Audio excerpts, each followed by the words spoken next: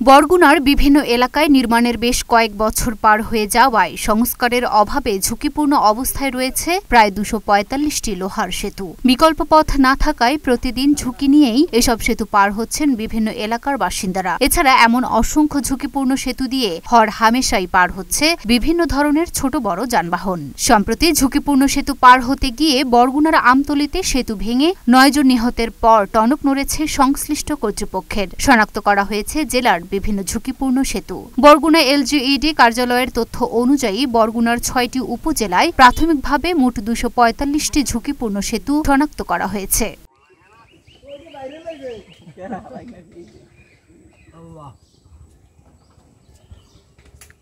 খোঁজ নিয়ে জানা যায়, বরগুনায় ঝুঁকিপূর্ণ এসব সেতুর অধিকাংশতেই ছিল না সাধারণ মানুষকে সচেতন করতে ঝুঁকিপূর্ণ লেখা কোনো সাইনবোর্ড। সবশেষ ৯ জন নিহতের ঘটনা ঘটলে বিভিন্ন সেতুতে ঝুঁকিপূর্ণ সাইনবোর্ড সাঁটানোর কাজ শুরু হয়। সরেজমিনে বরগুনার বিভিন্ন এলাকার ঝুঁকিপূর্ণ কয়েকটি সেতু ঘুরে দেখা যায়, প্রত্যেকটি সেতুই যেন পরিণত হয়েছে মৃত্যুকূপে।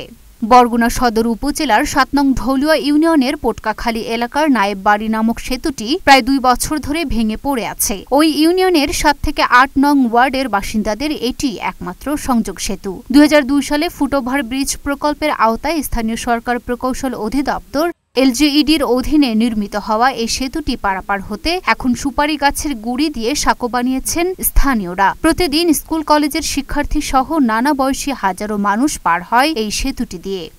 এই ব্রিজটা ২ বছর ধরে এরকমের ভাঙা, আর এই গ্রাম থেকে আমাদের ছোট বড় সকলেই স্কুলে যায়, বাজারে যায়। তারপরে যদি এই ব্রিজটা দিয়ে যদিও রাত বিকাল চলাফেরা করতে হয় বিভিন্ন ধরনের বয়স্ক মহিলারা, তো হ্যাঁ তো ৩ জন পড়েও গেছে এই ব্রিজ দিয়ে, পড়ে ব্যথা পাইছে, হাসপাতালে ২-৩ দিন ভর্তিও ছিল। আর যদি ব্রিজটা এখন আবার পুনর্নির্মাণ করা হয় তাইলে সবার ভালো হয়, উপকার হয়।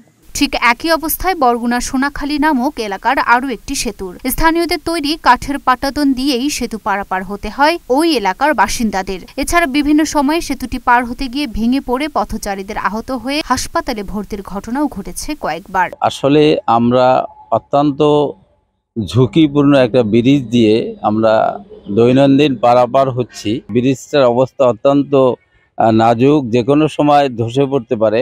যে পার হওয়ার সময় আমি ব্রিজ থেকে পাড়া পরে যে পাড়া পাশে পাও দিয়েছি, পাও যাওয়ার পর যে ব্রিজ ওই পাড়া যায় ভাঙ্গে আমার পাও যায় কাটতে গেছে। কাটতে যাওয়ার পর এবার আমি বরগুনা যাই হাসপাতাল যাই ভর্তি হয়েছি। ভর্তি হওয়ার পর এবার বরগুনা থেকে বরিশাল যাই রেফার করছে। দীর্ঘদিন আমি ১.৫ মাস চিকিৎসাধীন অবস্থায় আমি বাসায় ফিরছি। এবার কত মানুষ পারাপার হচ্ছে, তবুও এই সরকার তবুও এই মেম্বার চেয়ারম্যান অনেক আইছে, কিন্তু যে কোনো সময় এই ব্রিজটার ওপর কোনো খেয়ালই করছে না। আমাদের যদি কোনো একটা রোগী হয় তখন আমরা যে কত দুর্ভোগের মধ্যে আছি, হয়তোবা আপনারে সরকারের কাছে আকুল আবেদন, এই ব্রিজ হয় সরাই নেওক, নাহলে দ্রুত তাড়াতাড়ি আমাদের এই ব্রিজটা দেওয়ার জন্যে আমরা সরকারের কাছে আকুল আবেদন জানাই। ঝুঁকিপূর্ণ সেতুর বিষয়ে বরগুনা এলজিইডির নির্বাহী প্রকৌশলী মেহেদী হাসান খান ঢাকা পোস্টকে বলেন, বরগুনা জেলায় এই আমতলীতে দুর্ঘটনাটি ঘটার পরে একদম দ্রুত সময়ের মধ্যে আমরা সমস্ত উপজেলাতে একটা ছক করে একটা চিঠি দিয়েছি সারা জেলাতে কতগুলো আয়রন ব্রিজ আছে, তার মধ্যে কতগুলো মেরামতযোগ্য, কতগুলো মেরামতযোগ্য না। তাহলে সেটা কম্পাইল করে একটা কমপ্লিট পিকচার আমাদের কাছে আসবে যে আমরা সারা বরগুনা জেলায় কতগুলো ব্রিজ আছে, তার মধ্যে কতগুলো মেরামত করা যাবে, কতগুলো মেরামত করা যাবে না, এবং তাতে কত টাকা লাগবে।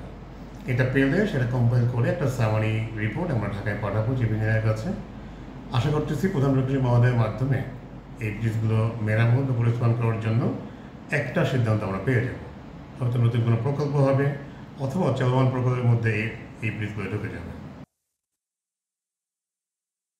Luna Afroz Nipa, Dhaka post.